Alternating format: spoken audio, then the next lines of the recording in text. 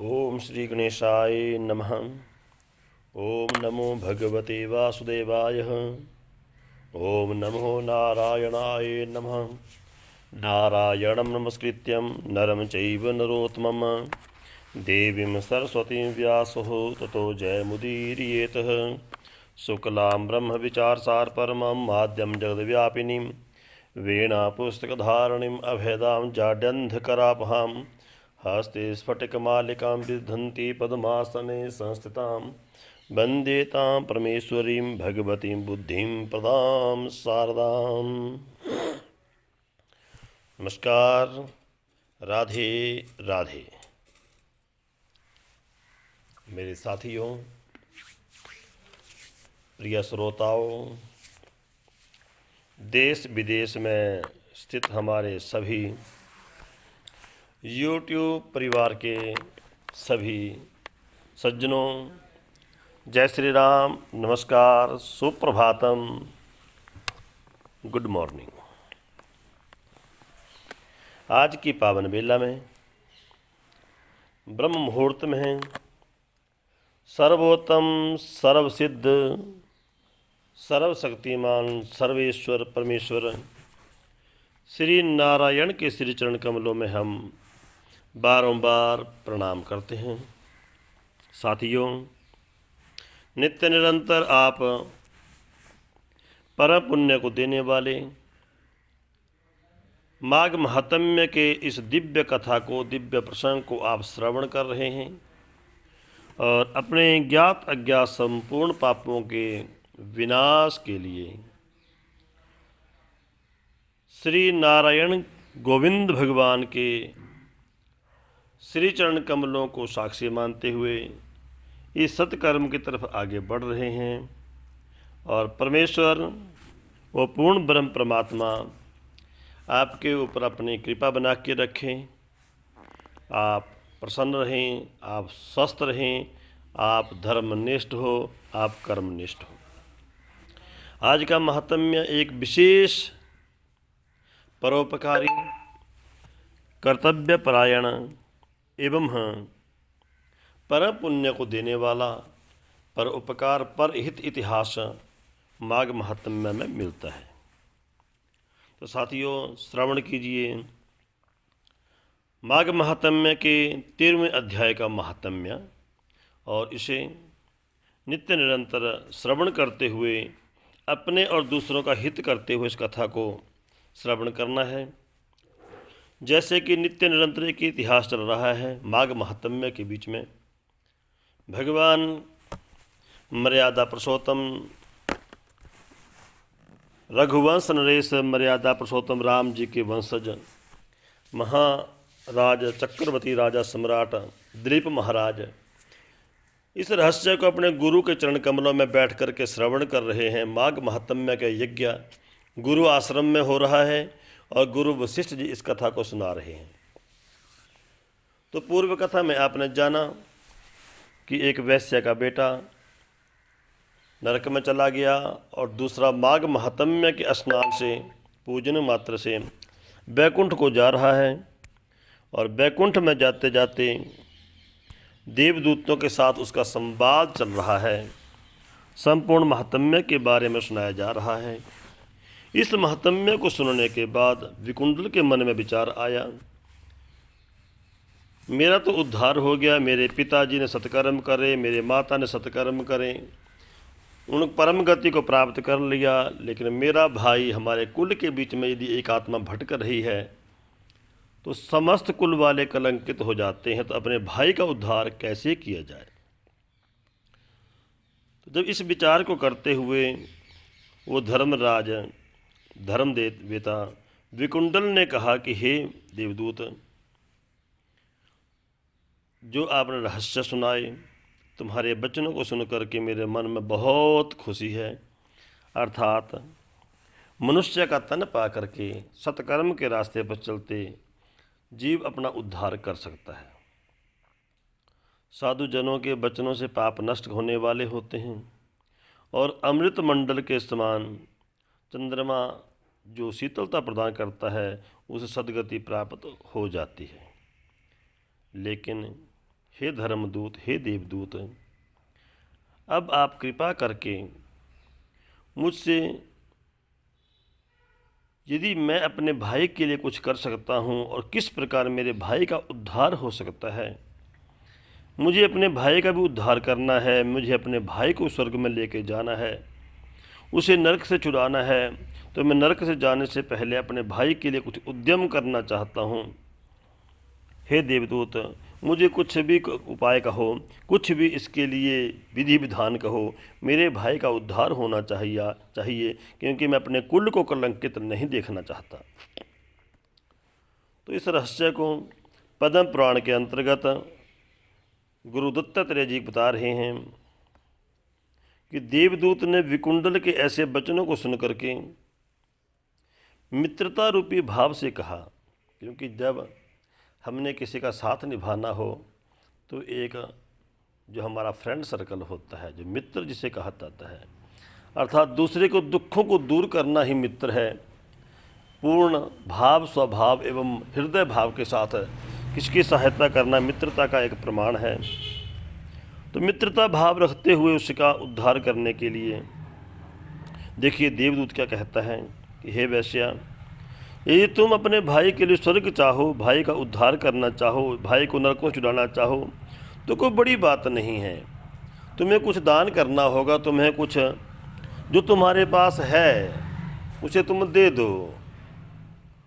जैसे हम किसकी हेल्प करना चाहते हैं विवाहिक, मांगलिक या धार्मिक यज्ञ के बीच में, तो जो जिसके पास होता है वो उसे दे करके अपना सहयोग कर लेता है। जैसे यज्ञ के बीच में जो माल्य का काम करने वाला है वो फूलों की सेवा भगवान की कर देता है, जो धन वाला है धन की सेवा कर देता है, दूध का व्यापार करने वाला दूध की सेवा कर लेते हैं। अर्थात जैसा जैसा जिसका भाव, स्वभाव जो जिसके पास प्राप्त होता है उसी से भगवान की सेवा कर लेता है। उसी प्रकार हे विकुंडल, ये तुम चाहते हो भाई का उद्धार करना, तो थोड़ा सा एक काम कीजिए।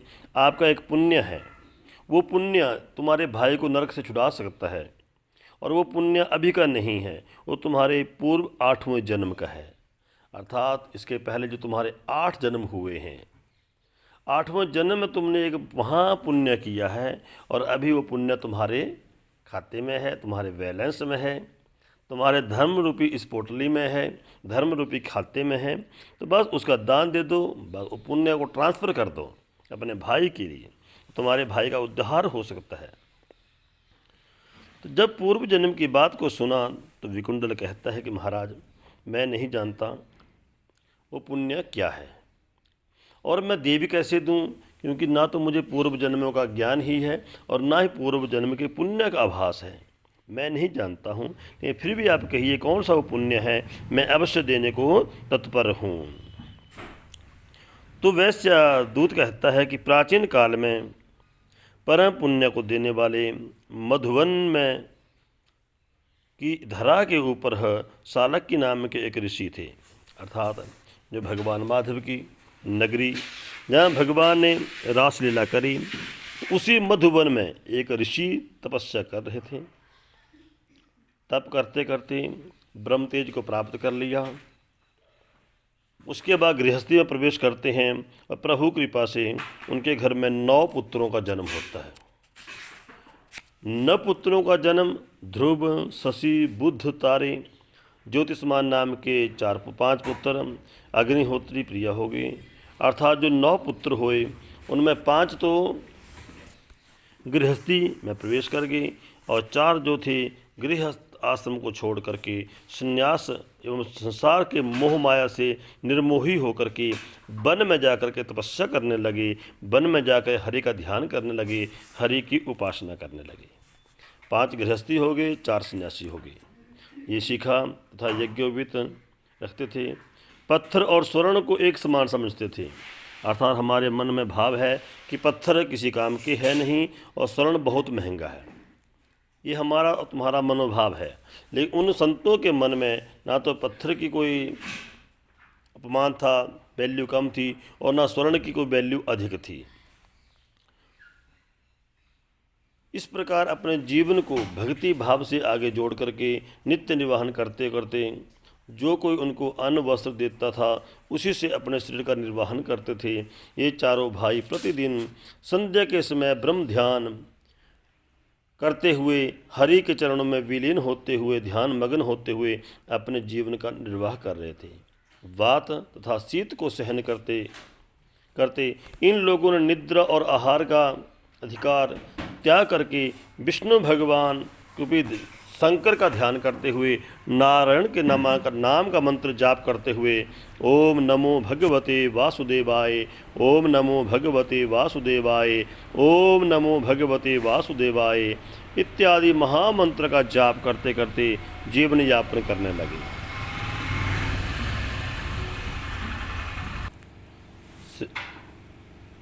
श्री कृष्ण गोविंद हरे मुरारे, हे नाथ नारायण वासुदेवा, हे नाथ नारायण वासुदेवा, हे नाथ नारायण वासुदेवा। वो महासंत नित्य निरंतर हरि के नाम का रमण करते हुए प्रभु कृपा पाते हुए जीवन निर्वाह करने लगे। और संतों का एक रहस्य भी होता है, नित्य निरंतर भ्रमण करते रहते थे। तो माघ महीने का स्नान करने के लिए वह कपिल मुनि के आश्रम की तरफ बढ़ रहे थे।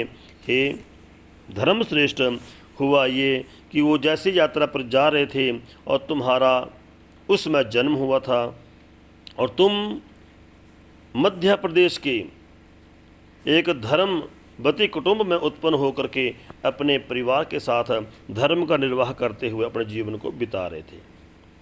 हे राजन, हे सेवक, जैसे ही तुम्हारे घर के सानिध्य में वो संत यात्रा पर जाते जाते तुम्हारे आंगन में पहुँचे और तुम्हारे उनके संतों के चरण कमलों को देख करके भक्ति भाव के साथ उनका सम्मान किया, इनको अपने घर के आंगन में देखा, हर्ष और सब भावना सहित देवताओं के सदृश दंडवत प्रणाम किया, इन संतों के चरणों को स्पर्श किया, चरणों को धोया, चरणामृत पिया, हाथ जोड़ करके मधुर वाणी से तुमने उन दोनों को अभिनंदन किया और कहा कि आज प्रभु आप हरि की कृपा से मेरे इस परांगण में पधारे हैं, हरि की कृपा हुई है, तभी आपका आगमन हमारे इस गृह रूपी दरबार में हुआ है।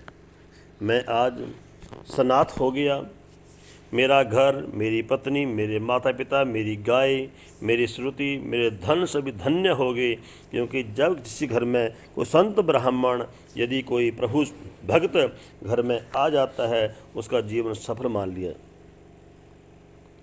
हे देवरूप, तीनों पापों को, दैहिक, दैविक और भौतिक, तीनों पापों को नष्ट करने वाले आपके चरण दर्शन मुझे प्राप्त हो गया। हे प्रभु, आप मेरे घर में ही आज एक रात के लिए, एक कुछ समय के लिए विश्राम करें। इस प्रकार कहते हैं कि सन्यासी के चरण कमलों को जल लेकर के अपने जन्म, अपने पूर्व जन्म के सभी पापों से आप निष्पाप होकर के प्रभु के चरण कमलों का ध्यान करते हुए उन संतों का पूजन किया। गंध, अक्षत, पुष्प, धूप, निरांजन, संस्कार इत्यादि रत्नों से पूजन करके सन्यासियों को भोजन कराया। परमहंसों ने प्रसन्न होकर के रात भर तुम्हारे गृह में ही विश्राम किया। ज्योति स्वरूप ब्रह्म स्वरूप का ध्यान लगाने लगे। हे मान्यवर है, इन सन्यासियों के अतिथि सत्कार का जो पुण्य तुम्हें प्राप्त हुआ उसको मैं 1000 मुखों से वर्णन भी नहीं कर सकता। अर्थात तुमने जो पूर्व जन्म में महायज्ञ किया, माघ महीने में उन सन्यासियों का पूजन करके जो महायज्ञ किया, उसका तुम्हें कितना पुण्य मिला, यदि मुझे 1000 मुख भी हो जाए तो मैं उसे वर्णन नहीं कर सकता हूँ। भूतों में, प्राणियों में बुद्धि और उत्तम है और मतिमानों में मनुष्य और मनुष्यों के ब्राह्मण उत्तम है। ब्राह्मणों में विद्वान और विद्वानों में पुण्य करने वाला और पुण्य करने वालों में ब्रह्मवादी उत्तम है। सत्वगुणी ब्रह्मवादी गृहस्थ के घर में विश्राम करने, इसके जन्म जन्मांतर के पाप क्षण भर में विनिष्ट हो जाते हैं। अर्थात आपके घर में कोई संत आ जाता है, आपके घर में कोई महात्मा आ जाता है, आपके घर के बीच में हरि कृपा से किसी महर्षि का, संतों का, ब्राह्मणों का आगमन होता है, आपको सत्संग का सौभाग्य मिलता है तो साथियों आपका जन्म सफल है। हे धर्मश्रेष्ठ, इस प्रकार पूर्व जन्म का जो 8वें जन्म का ये जो तुम्हारा पुण्य है, ये जो तुम्हें प्राप्त हुआ, इस पुण्य को ये तुम्हारे भाई को दे दोगे तो जाने अनजाने में जितने भी पाप उसके द्वारा हुए हैं वो सभी के पापों से मुक्त हो सकता है।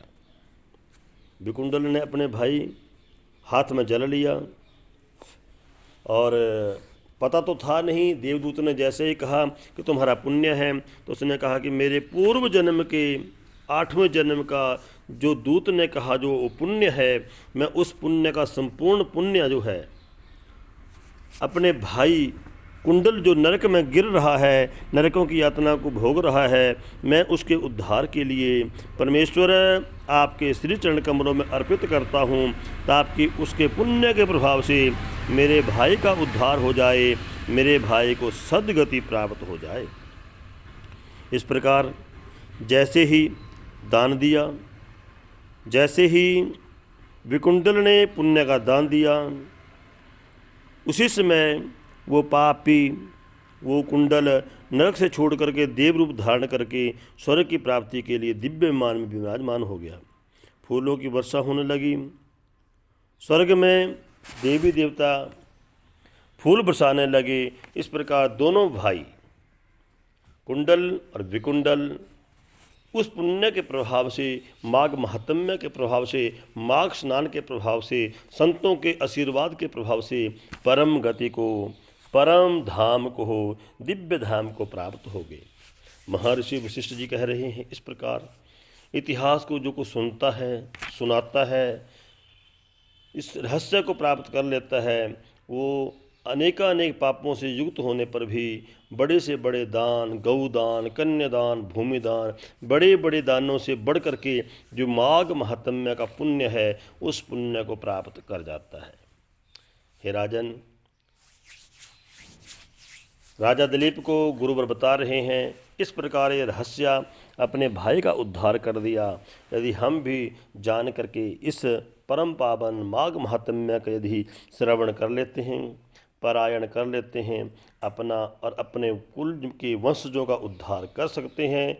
यही सूक्ष्म अति सूक्ष्म साधना है जो हरि की कृपा से परोपकार, परधर्म, परदया, ब्रह्मनिष्ठ एवं परमात्मा की प्राप्ति प्राप्त कर सकते हैं। बोलिए बांके बिहारी लाल की, राधा रानी महारानी की, कन्हैया लाल की जय हो।